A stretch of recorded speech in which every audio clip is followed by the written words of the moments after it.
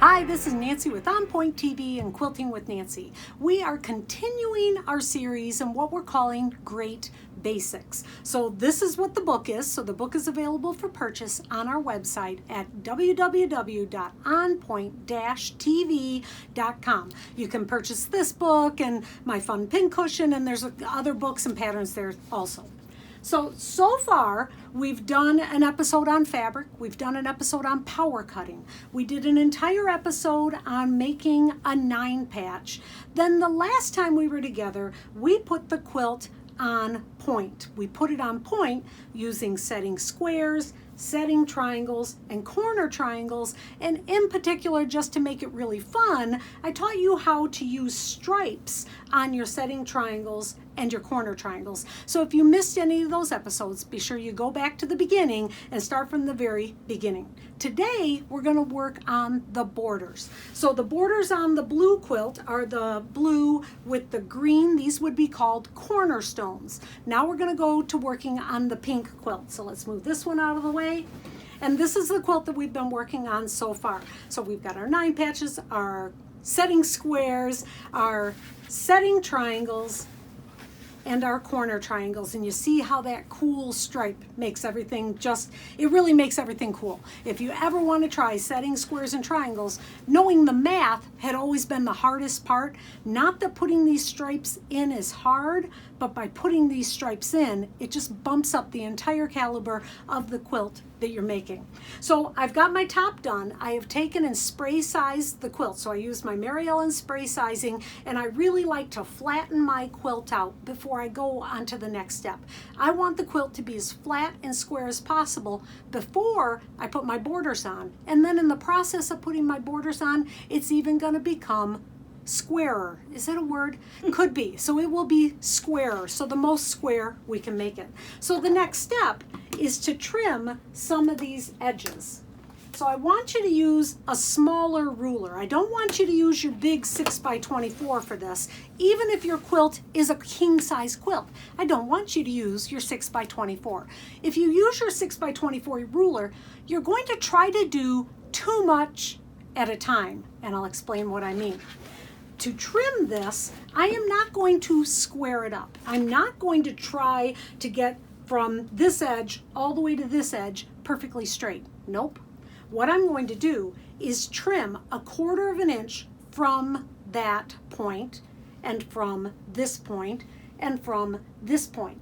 Not trying to do them all at once, but instead just working 2 points at a time, which makes a ruler like this just perfect. So if I start at this, and I've got this point is at the 1/4 inch of the ruler, and then come to the other side, the other corner, and it's at 1/4 of an inch from the ruler. I'm not going to start at the very corner. I'll explain why in a little bit. Picking up my rotary cutter, I'm going to cut from this point to the next point and stop. Now I'm going to take my ruler and slide it to the next point. So now that is at 1/4 of an inch. I know this one's at 1/4 of an inch because I never picked up my rotary cutter. So by pushing my ruler next to my rotary cutter, I know that it's still at 1/4 of an inch. Now I can go to the next point, stop, go to the next point, and stop. Now I'm going to come over to my corner. So I can get rid of all of these, and look at how nice and straight that looks. Looks really, really good. I want to cut this little guy off so he's just not dangling. Right.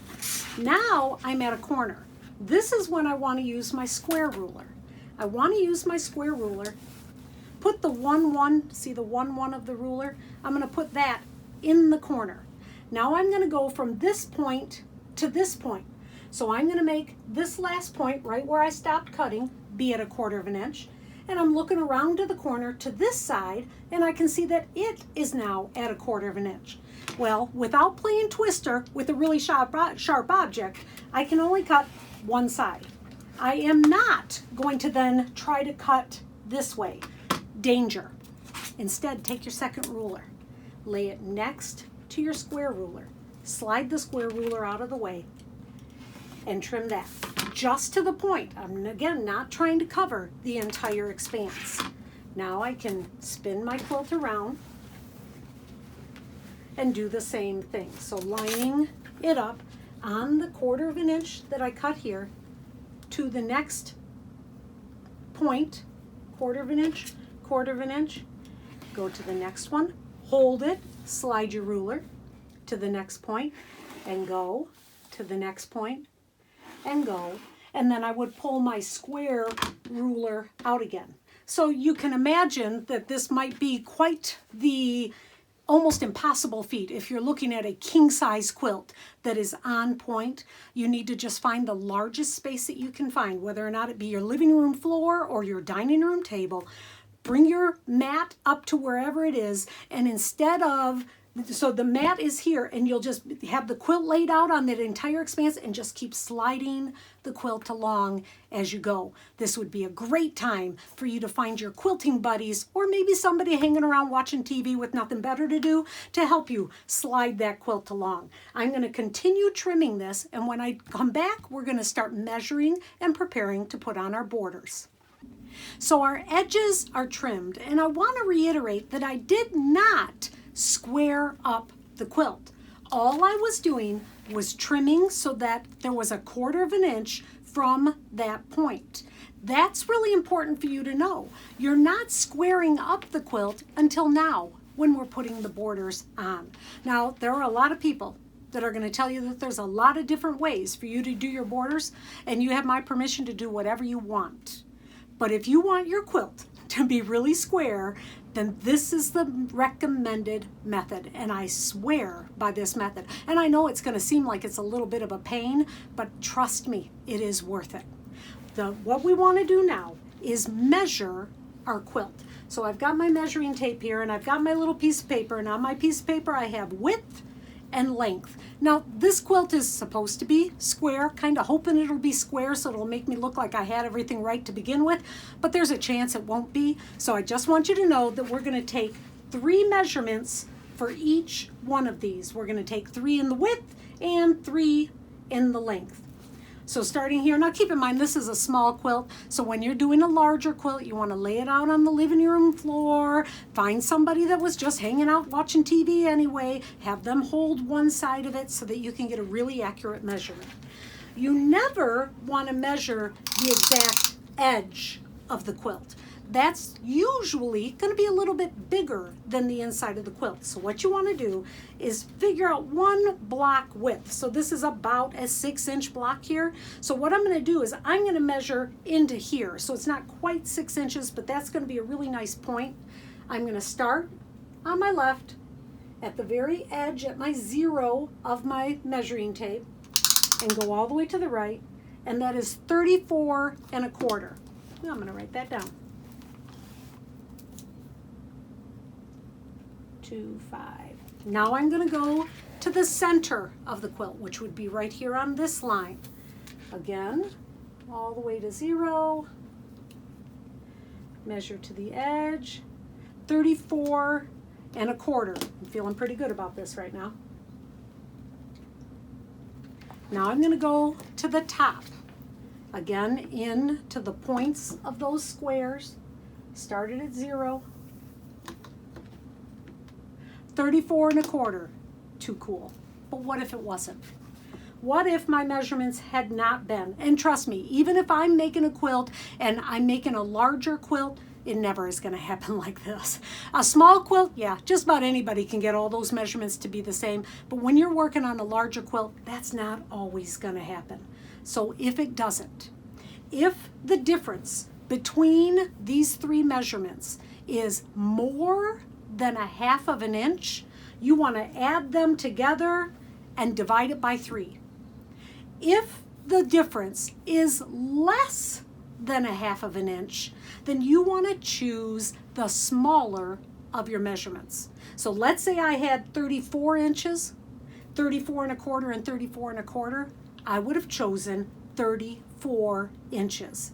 If I'd had it been more than 1/2 inch, I would have had to have done the math. So that means my borders going, and this is going to be the top of my quilt, so going on the top and the bottom are going to be 34 1/2 inches. And with this quilt, because we have cornerstones, I don't have to put one border on a time. So because we're doing cornerstones, it makes it a little bit easier. You don't have to put the border on, press it, and measure it again. So now we're gonna go the other way. Gonna do the same thing. I'm gonna quickly measure this and I'll come back with my results. So when I measured the length of the quilt, it did come out to be 34 1/4. Keeping in mind, it's not so much that I did things perfect, because trust me, I don't, but it is a much smaller quilt, so it's really easy to get those measurements to work out that way. It won't happen when you make a bigger quilt, so be prepared for that. So now it's time to cut our border. Now, if I were doing a larger quilt that maybe was 72 inches, I would be telling you to cut the length of the grain for your border. You actually want to cut it this way, and if you look at some of the previous videos I've done for learning to quilt, you'll see that I actually tear them, because when you tear it, it tears perfectly straight, which could take us into a whole lecture on how fabric is made. I'm just gonna make it so you don't have to listen to that again. But so we've got our fabric, and for this quilt, 34 1/4 inches, we are going to use the width of the fabric. It would just not be very frugal for me to be buying the whole yard of fabric, and I just wouldn't be using a whole half of it. So this is going to be a much better idea, okay? So here is my fabric folded in the way that I showed you how to fold it in the very first episode. I unrolled it, and now I'm going to fold it in half, because I need to cut 4 strips, and I'm thinking if I fold it in half, then I only have to do half the work. Gonna lay this down, folding nice and even. Now I'm gonna square up this edge, laying the ruler down, a horizontal line of the ruler running here, my hand 1/2 inch from the edge, just like previous, and now I'm gonna cut. Now this is only 8 layers of fabric. A 45mm can do that, just to have a nice sharp blade in it, okay? Spinning it around. The borders for this quilt are a 5.5 inch wide border. I'm gonna power cut. I'm gonna start with 5.5, 5.5, and 5.5 is 11. We are just gonna make it. Right there. We're gonna be able to cut off this little tiny sliver on the fold. That's at 11. Now I'm gonna slide it over to 5.5. So now I have 4 strips that are 5.5 inches wide, and in this case right now they're about 40, maybe 42 inches long. And if we keep them folded, line them one on top of another, my selvage is in my right hand, my fold is in my left hand. I'm going to try and line this up, getting it about as close as I can without thinking I'm perfect. Now I'm going to use my long ruler. Now this one is 6.5 inches long, and it is 24 inches, I'm sorry, 6.5 inches wide, 24 inches long. So I need 34.5 inches. Now let me think. I need to divide 34 1/4 inches by 2. 34 1/4, that'd be 15, 16, 17 1/8 inches. 17 1/8, all right. I'm gonna go with 17 1/8 inches. So I'm gonna line up the fold of my ruler at 17 1/8 inches. Now I'm gonna double check my math. I'm gonna go to 10, and 10 times 2 is 20, so I've got 10, 20, 25, 30, 31, 32, 33, 34 1/4. All right, so I did my math right, which is a really good idea to have a calculator, because math sometimes is really hard. Cutting this off, I now have 4 strips that are all exactly 34 1/4 inches. Now I need to cut my cornerstones. So this quilt is made with cornerstones. So the borders are not going to go all the way around. You'll actually see a nice 5.5 inch square on the corner. So we're going to cut a strip that is squaring up the edge first. Oop, want to make sure. Oh, I got to bring that in. Oh, I got to bring it all the way into here. I'm so glad I looked.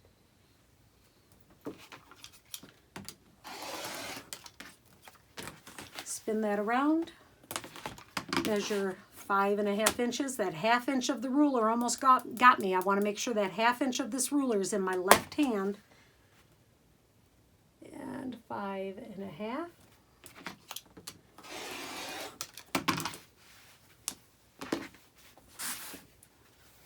Unfold it once, square up this edge that has the selvage,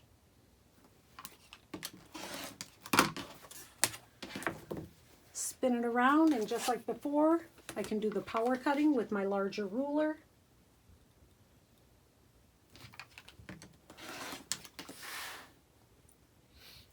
And set.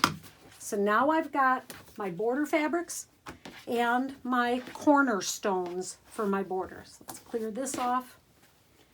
The next step is to add to 2 of the borders. So let's say this is going to be my top border and this is going to be my bottom border.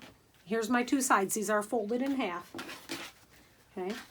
On the top and bottom borders, I'm going to add the 5.5-inch square to each side of those. So I'm going to go to my sewing machine. I'm going to sew those on with a scant 1/4-inch seam allowance, press them, and then I'll come back to show you how we're going to start putting our borders on, okay? So here's my borders all cut, and I have added the cornerstones to the top and bottom border, and I want you to notice something. The seam is pressed toward the border. I'm going to say that again because I mess it up. As a matter of fact, I messed it up right before we recorded and I had to fix it. Seam of the cornerstone is pressed toward the border. It doesn't seem right, but you got to trust me on it. Seam of the cornerstone pressed toward the border. All right. So we're going to put on our 2 side borders first. So I'm going to take my side border, and here is my quilt. Whoops. And I'm going to lay the border right sides up and lay my quilt down on top of it. Now, again, with the small quilt, there's not really going to be that much to ease, but I want you to try to imagine this is a bigger quilt and maybe I have to ease in an inch of fabric. It's doable. You always want to start on the left-hand side and put a pin in. Then we're going to go to the right-hand side and put a pin in. Now we're going to find the middle of the quilt. So on a quilt this big, not so hard. I'm going to kind of give it a little bit of a tug. That's the middle. When it's a larger quilt, you might want to take the quilt and fold it in half. Take the border and fold it in half, and then you can match those 2 little folds in the side. When it's a really large quilt, you might have to get that person that was just sitting in front of the TV again and have them come and help you hold the 2 ends of it. So then you can ease the border in. When I'm putting a border on, there is going to be pins at about every 3 inches. That's a lot of pins, but you have to trust me. If you don't do that, keep in mind the border is on the bottom when you're sewing this because you want to hit the quilt top on the top so you can be watching all the seams, making sure that you're not going past that 1/4 inch, make sure these seams aren't flipping. So the border is going to be on the bottom. Well, that means that is where the feed dogs of your machine are. The feed dogs feed the bottom fabric faster than the top fabric. So if you don't do any pinning at all, this is an old seamstress trick. When you need to ease in something like a sleeve, you actually put the bigger piece on the bottom, let the feed dogs do the easing. Well, in quilting, that can be a good thing, or in putting in borders, that can be a bad thing, unless you put your pins in. If you put your pins in, you don't have to worry about that bottom fabric being fed faster than the top fabric. So just a couple more pins, and we're going to be ready to sew. There, all my pins are in, and I do like to kind of collect my quilt. Keep it all, boy, that looked messy. Really, it does collect easier. Keep it all so that it's all kind of all in one little roll here. I don't want to have it be massive all over the place. All right, now we're going to go to the machine. I have my machine still set up with my scant 1/4 inch seam allowance. I still have my leader, the same leader I've been using for the entire time. As I'm working, I like to use an awl. I like to have my awl be right there handy with me so that it can kind of help ease and guide in these seams. These are the really pretty awls that my friend Gina makes, and they're available for purchase on our website, okay? And oh, it has a seam ripper on one side and an awl on the other. I want to tell you everything. Okay, so we're going to start sewing here. I'm going to be going over that pin. I've got my seam guide on, and the head of my pin is going to the right of my seam guide. When I get to the points, I want to just sew cautiously. I want to be sure that the seam doesn't flip up, and I want to be sure that I don't go past that intersection. And as always, when I'm sewing over pins, I'm slowing down a little bit, and then I can pick up my speed. So I'm going to sew this end on and the other end on. I'll come back and then we'll put on the top and bottom. So I have the two side borders on. After I was done sewing them, I did press them, and you press the seam toward the border, and then I'm going to always press it with a little bit of spray sizing to make sure everything stays nice and flat. Now I'm ready to put on my top and bottom borders. So this is my top border, and keep in mind that's the one that has the cornerstone on it. When I'm putting the quilt down on it, it's going to make more sense why I pressed the cornerstone toward the border. So the quilt itself is pressed toward my left. The cornerstone is pressed toward my right, so that that seam can butt right together, and it'll be a really nice little seam there where everything connects.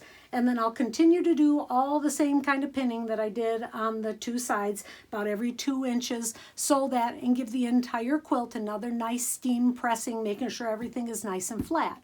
When we come back next time, it'll be time to do the backing, the batting, and the basting of the quilt, getting it ready to do the quilting. So if you have any questions, contact me at quiltingwithnancy.com. quiltingwithnancy@gmail.com. There we go. If you like this episode, please give us a thumbs up. We love seeing comments. We love seeing from where everybody is. I love seeing that there's people from France watching us, and people from Germany, and people from right here in Michigan. So please let us know where you're watching from, and we'll see you next time on Quilting with Nancy at OnPoint-TV.